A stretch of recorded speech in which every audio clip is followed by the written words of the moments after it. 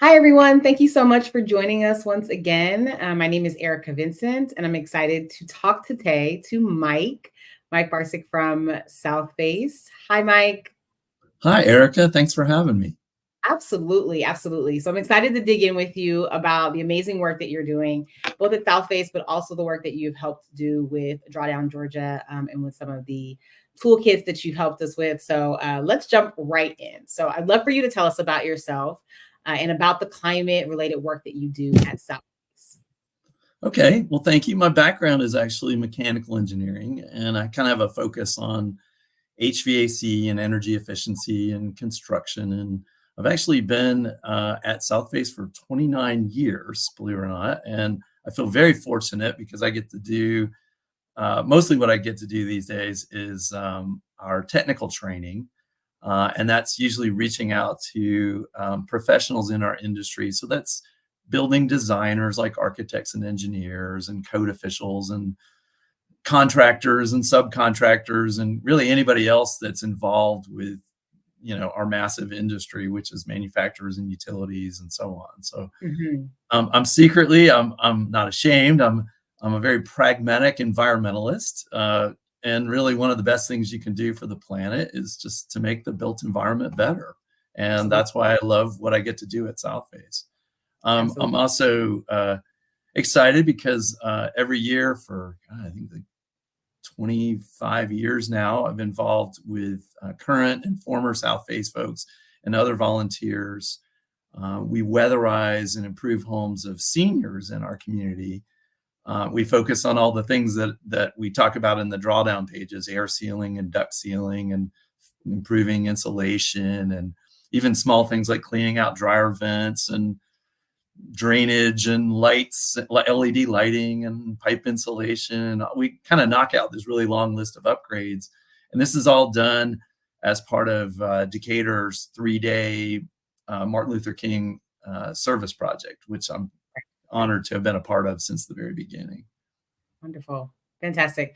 I love South Face. I've always loved Thank South you. Face, and I've known quite a few folks who have worked there, really great people. So I'm excited to talk to you today, even if you didn't work at South Face, but that's just a perk for both of us.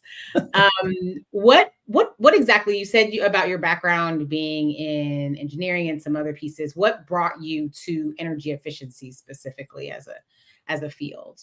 Yeah, it's really interesting because I've learned about myself. I've just always hated waste, and I've always just found wastefulness to be Same. really frustrating. Yeah. And it could be single-use plastic or just somebody trying to heat an old lousy building with a really inefficient furnace or something like that. Just throwing away money and throwing away resources, it really bothers me.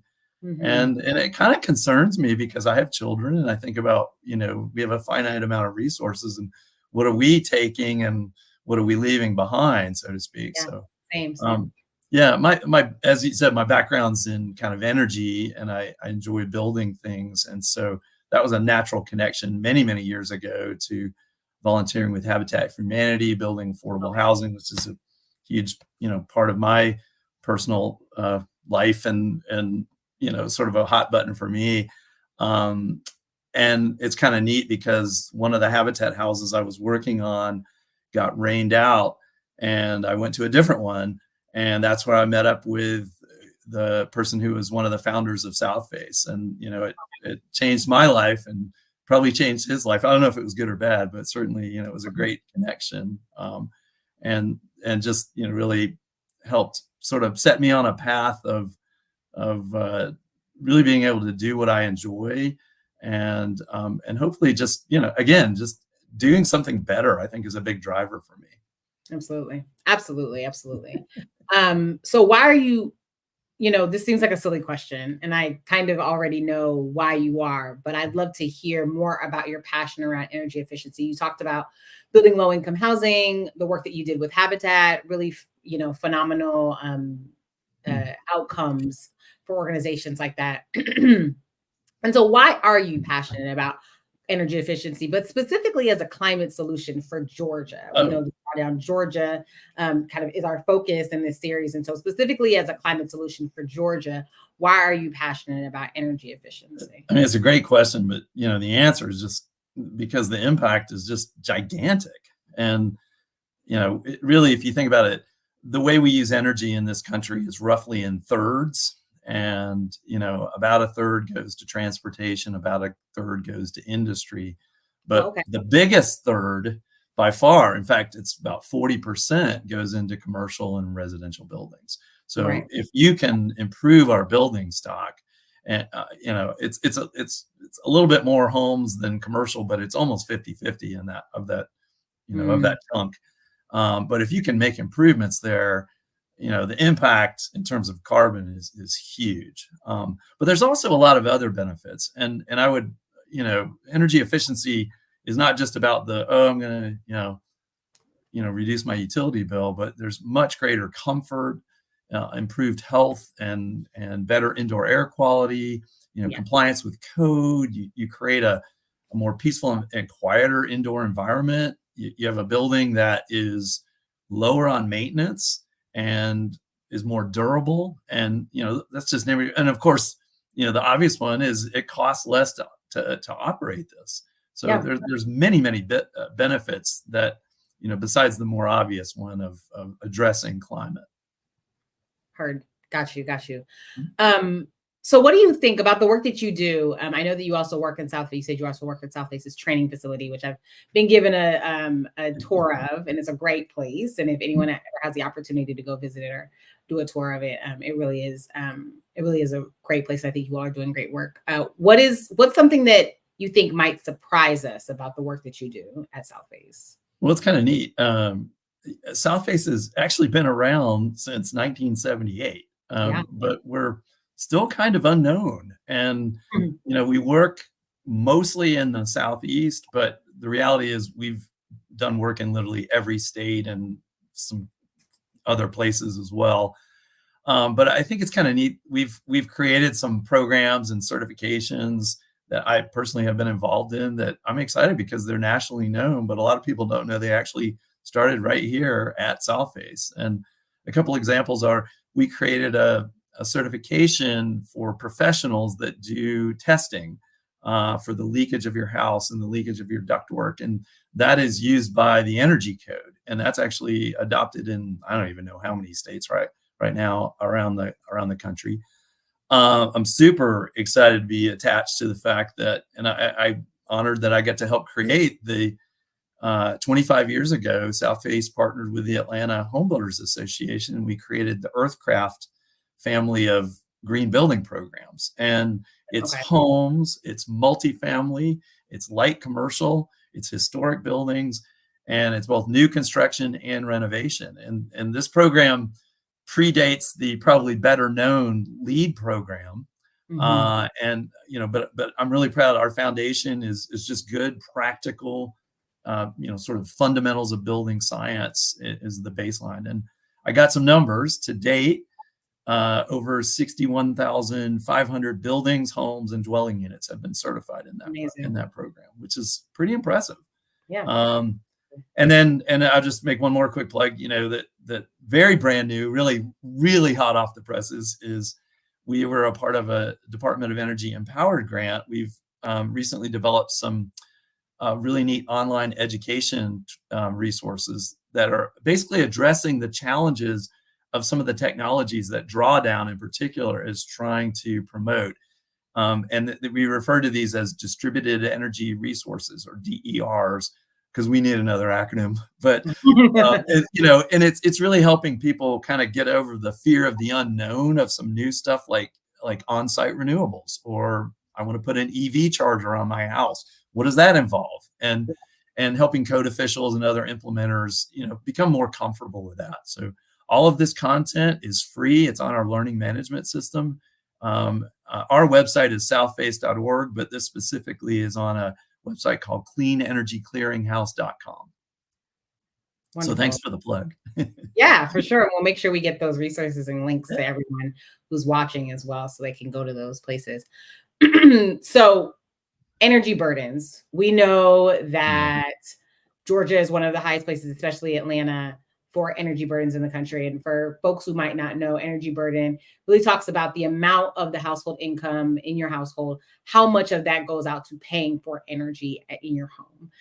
And again, Atlanta and Georgia in general has some of the highest energy burdens in the country, if not probably some of the top. I don't want to misuse statistics, but it's probably in the top 5 or 10 in the states. And so how does energy efficiency connect to equity in Georgia? Energy burden being one of those pieces, but other pieces as well. Great question. And it's really compelling when you think that, maybe an average household will spend, 3% of their income on utilities. And this is gas, water, electricity, and so on. Yeah. But, there are some historically disadvantaged households that could spend as much as 25% or even more on, their utilities. And this can lead to just having to make a horrible choice between the power bill or food or medication. And, a lot of times this is due to substandard housing, leaky, poorly insulated, terrible HVAC, terrible water heating, and other appliances. What's sad to me is it becomes a compounding problem, because the folks in these houses, a lot of times, they can suffer from poor health, safety concerns, such as, appliances that produce carbon monoxide and other indoor air quality, a lot of health and indoor air quality issues that we've really learned about over the last couple of decades, things related to mold and pest entry and terrible drainage. And, this affects the health of the occupants, allergies and asthma. And, now you're layering on medical bills, and this just adds to the strain on an already limited budget. So yes, I want to improve these homes because it reduces pollution and really helps carbon footprint. And yay, that's really important. But more importantly, it's about improving the quality of life of often underserved folks. Exactly. Absolutely. So how does the work that Southface does in this sector impact underserved communities, some of those underserved communities that you were just talking about that suffer from energy burden for a myriad of reasons, systems and structural? Yeah. Well, I'm happy that obviously Southface has deep roots in issues of healthy and affordable housing, as we've talked about a little bit. I personally do a lot of training, but a lot of our programs pay attention to the issues and allow us to have some impact. For example, our Earthcraft multifamily program, part of it pertains to this thing called the QAP, Qualified Allocation Plan. I'm trying to get the acronyms right, for low-income housing tax credits. And by creating and enforcing and verifying these guidelines, that's a role Southface plays. That makes sure that the homes that are designed and constructed, that they're addressing these compounding issues, and the occupants' quality living is obviously clearly enhanced. And I got some numbers on this. Just last year, Southface inspected over 1,300 units, and we've actually certified over 4,500 units since the beginning of this program effort. So I'm really proud of that. That's a lasting legacy. And it's also, our citizens of Georgia, our tax dollars being spent wisely, because, do you want to throw tax dollars at a project that is a building that is not well done and it falls apart, it decays and is not durable and it's not efficient, it's not comfortable? That's not something we want to be proud of. So I think this program, does a lot. And I also need to make a plug for, we have a team, an advocacy team, and they do amazing work reaching out to communities and their leaders to kind of help us better understand their needs. And historically in the US, and as you mentioned, specifically Georgia, we have marginalized communities that have really borne the brunt of climate change and a lot of energy inequity, and they don't have a voice in the decisions that affect them.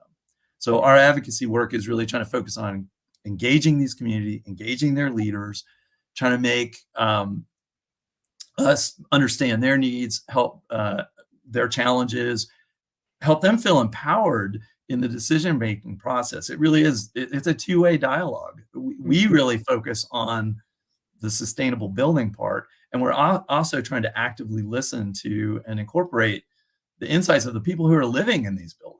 So I think that's a very important, two-way street that's in. And I wanted to throw one thing that our advocacy folks are currently working on is trying to raise awareness to the fact that there are tremendous energy rebates that some are tax credits that are in effect right now, but coming very soon through GFA, our Georgia Environmental Finance Authority. I kind of say our state energy office.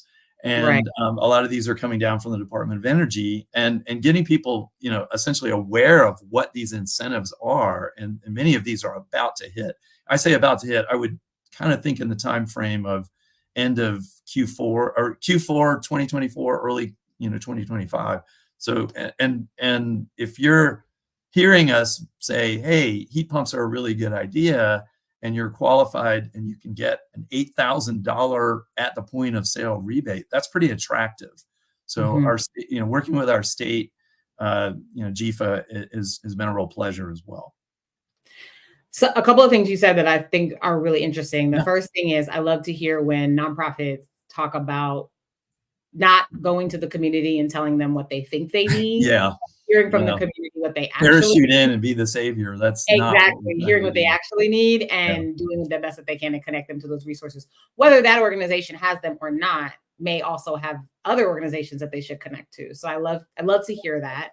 And I'm glad you named that, because I think that's super important and a very important lesson for all of us in the nonprofit sector. The other thing, you talked about some of the rebates that are coming down from GFA, and I've heard a little bit about this. How will folks take advantage of those opportunities when they do come down later on this year or early next year? Like, will they have to? Yeah, it's what's the process a little bit? Well, the goal in all this, and there's certainly been, I'm speaking to some of the larger. The nice thing about, for example, the IRA grant, that's the big one that we all talk about. I'm sorry. And is Inflation Reduction Act. What the advantage of this is, it has a long life in its effect. Like, we know these incentives are going to be around, I believe, it till at least 2032. And a lot of times in the world of energy efficiency, we get incentives that are going to maybe for sure be around to the end of the year. And sometimes we don't even know that they exist until, the end of the year comes along and they say, well, they're kind of retroactively active. And how is that an incentive to do better? So I think that the fact that we know this is going to be around, we know this is coming, there have been a lot of attempts to really try to make it not just be something, let's say, that wealthier Americans can take advantage of, that it's really, there are incentives for everybody, but there are even greater incentives for depending on your household income. So I think that's really exciting. And the other thing is, how can we make this as simple as possible? And hopefully we can enforce it at the point of sale, which really simplifies it, because then it's not coming off, it's not a bunch of paperwork you have to file for your taxes. We're not 100% sure what this looks like, but I will say the good folks at our energy office have been working on this for some time. And I think they're really trying to be a leader and do it well. And they share a lot with other state energy offices. I know this for a fact because I've participated in some of their meetings. And I really feel like Georgia is well set, when this hits. But the idea is to get it, to implement it. What we don't want is something that's out there and then not enough people are taking advantage of it. So I think that's another role that Southface can help to play. But I think what this shows is that it's very easy to write off the South, right? I'm someone who I'm from New Jersey, and I think it's but I've been in Georgia probably it'd be almost 20 years very soon. But I think it's very easy to write off the South as that's a place where things like this can't happen, where energy efficiency programs or clean energy or renewable energy programs can't happen. And many people in Georgia, Southface included, have found creative ways to make these things happen in Georgia, and other places in the South are doing the same and are following Georgia's lead, in my opinion, in not worrying about what the political climate is, but really saying, okay, this is a political climate. We know we have to work, the inside game of figuring that piece out. And also, what can we do within the confines of what we have right now so that we're not waiting for the political climate to turn over, which may take very long or very Yep. short, depending on who you're talking to. But how are we working within the spaces that we have now in order to change the things we can at this moment and move at the speed of trust, as some of my Yep. elders would say, and move things in the ways that they can be moved, regardless of who's in office. Yep. Yep. I mean, and again, there's a lot of wins here by implementing this in a lot of different levels. So I think that, that's one thing, is that, frankly, energy efficiency rarely has extreme controversy aside from it. Most people, regardless of your political affiliation, see the value of, using resources wisely. It doesn't always mean we practice what we preach, but a lot of times the market says we see the value of that, and we go ahead and do it anyway, regardless of whether there are incentives or not. But in a great sense of, again, equity, I think being a part of that, that's what I think I'm particularly excited about for these incentives. There are incentives for literally every person in the state of Georgia can benefit from energy efficiency incentives. And many of these are in effect right now today. But there are future incentives that are coming very soon that we're very particularly excited about, because I think they're going to help a lot of people, particularly underserved communities. Wonderful. Awesome. So we talked a little bit about Drawdown Georgia, but what I want to make sure that I'll highlight is that you co-authored Drawdown Georgia's Home Energy Efficiency Toolkit. And I've looked a little bit at some of these toolkits on Drawdown Georgia's website. I encourage folks to take advantage of those free resources. Tell us a little bit about that kit and why Georgia should take a look at it. Well, let me just say, I don't care if you're motivated by fighting climate change, improving your home's comfort, or concern for your family's health, or simply because you don't like to waste money on unnecessarily high utility bills. Making buildings better just has benefits galore. And honestly, the opportunity to author the Drawdown content was an honor and a privilege. And but I'm happy, because I think it means that Southface can help steer you to make good decisions, about how to approach your upgrades. And whether you're a serious DIY person, like I kind of am, or you want to hire a professional to help you, I think this guidance is for you. Wonderful. What's one thing you want Georgians to know about the benefits of investing in energy efficiency upgrades in their homes? Well, we kind of have the saying that, houses are systems, buildings are systems. And I just want to say, be careful of shiny things. And let me explain that. I don't think we're going to succeed by reverting to a single flashy technology, something like, spray foam or solar panels or things like that. Don't get me wrong. I love both of those technologies. I love renewable energy. We should have more incentives to install it on our buildings and on our rooftops. But if you just go kind of add solar panels to a pretty lackluster and inefficient building, it's not going to fix the drafts. It's not going to fix the bad comfort and health. It's not going to fix drainage issues, lack of ventilation, leaky ductwork, all this kind of stuff. And I am from the South. I am from Georgia. So we might say, let's not put lipstick on a pig. I don't know if that, does that work? Does that translate into New Jersey? Former New Jersey? Thank you. But I would kind of summarize it is here's my mantra is number one, fix the building. Fix the envelope, improve the ductwork, and it's usually things like sealing and improving insulation. And the second thing you do is upgrade the equipment. And this is where we take advantage of the improvements that we made. So we want to make sure our new equipment is sized correctly. We have reduced the loads on the building. Our new equipment can be smaller, and smaller is less expensive and will probably work better. And certainly smaller almost always costs less to operate. So that's really good. So make sure don't always assume, because I've definitely seen examples of people making upgrades and then just putting like for like in, and you're missing out. And also see this as this great opportunity to switch to clean and efficient electric appliances. So we're not producing emissions of fossil fuels at houses anymore. That's kind of the direction we're trying to move to. And then I guess third would be, as we said, take advantage of these amazing tax credits and these amazing utility rebates that are in existence right now. And I definitely think you should look at renewables. They really are affordable and viable. So I think we have a lot of good things in place. I have a small solar array on my roof, and I'm trying to think. My power bill, let's see, was $16 and $26 were my last two power bills.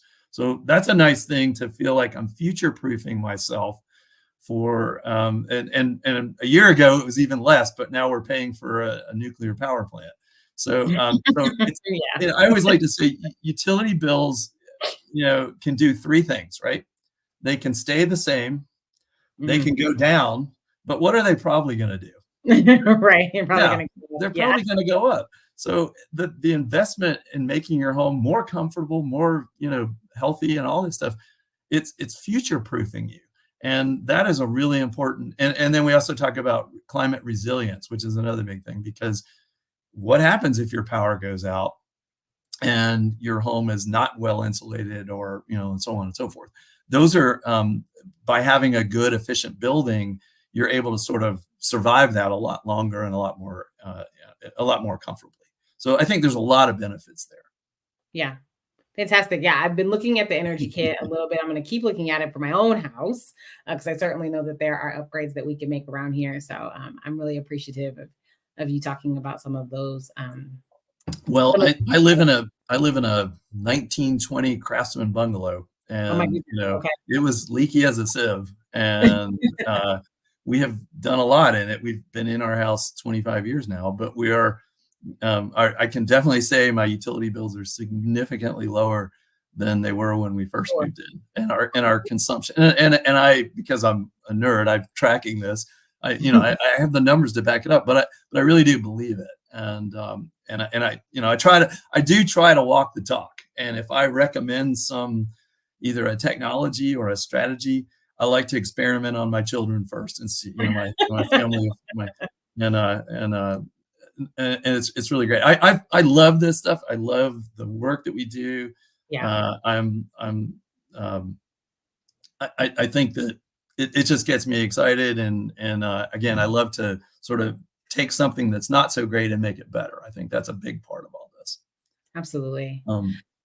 More broadly, why should Georgians consider improving the energy efficiency of their homes? I think you talked a little bit about that, but if you want to, as we are closing out, no, that's a great. I mean, I guess I want to just reiterate that the benefits are really long lasting, and you could almost look at it as, we're investing in the housing infrastructure of the state of Georgia, right? This is a legacy stuff that we can pass down. And again, we're gonna reduce the building load. We're gonna make sure that everything is working efficiently and without emitting fossil fuel emissions, and then the next step is us to green up our supply of electricity, which is happening. Again, the gains are many. It's cost, comfort, health, durability, resilience, and really this also helps overall on our electrical grid as well. So we can really recognize a lot of benefits at a lot of different scales. Perfect. Last question, Mike. This is kind of our I think of it as like our meta question. What is giving you hope around climate solutions in the state of Georgia, your home state, the state of Georgia? What's giving you hope around climate solutions for our state? Well, I think that